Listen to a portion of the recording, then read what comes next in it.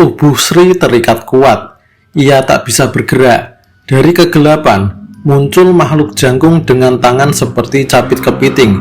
Namanya Alek, seorang pengawal Raja Jin. Dengan suara berat menyeramkan, Alek menjelaskan bahwa Sri kini resmi jadi budak di kerajaan Jin.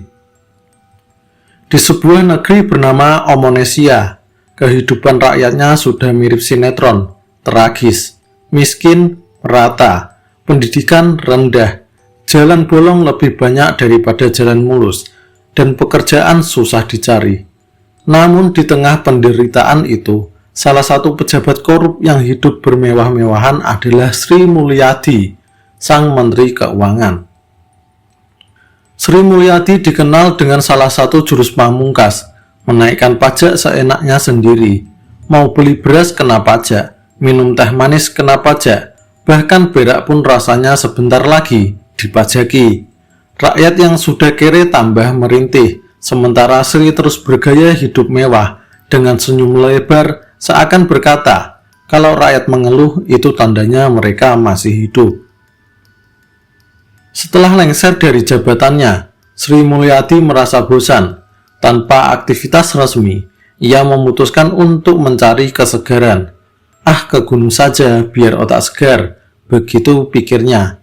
Maka berangkatlah ia ke Gunung Prindapan, sendirian dengan perlengkapan seadanya. Awalnya perjalanan terasa indah, udara sejuk, burung berkicau, pohon-pohon tinggi berbaris seperti pagar alami. Tapi karena terlalu bersemangat, ia lupa waktu. Tahu-tahu matahari tenggelam, hutan gelap gulita. Sri masih nekat mendaki. Memang Sri seorang yang pemberani. Contohnya, berani menaikkan pajak padahal rakyatnya susah. Tiba-tiba, gubrak gedebuk, seekor celeng raksasa muncul dari kegelapan, menyeruduk Sri dengan keras. Ia terjungkal, melayang seperti karung beras jatuh dari truk, lalu plung masuk jurang. Tak seorang pun yang tahu, malam itu Sri Mulyadi mati dalam sepi.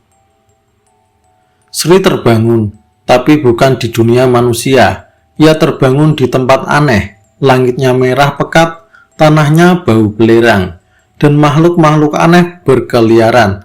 Ada yang telinganya seperti kambing, kepalanya kuda, kakinya monyet, bahkan ada yang berkepala dua, tapi mulutnya berebutan bicara sendiri-sendiri. Tubuh Sri terikat kuat, ia tak bisa bergerak. Dari kegelapan, muncul makhluk jangkung dengan tangan seperti capit kepiting. Namanya Alek, pengawal Raja Jin.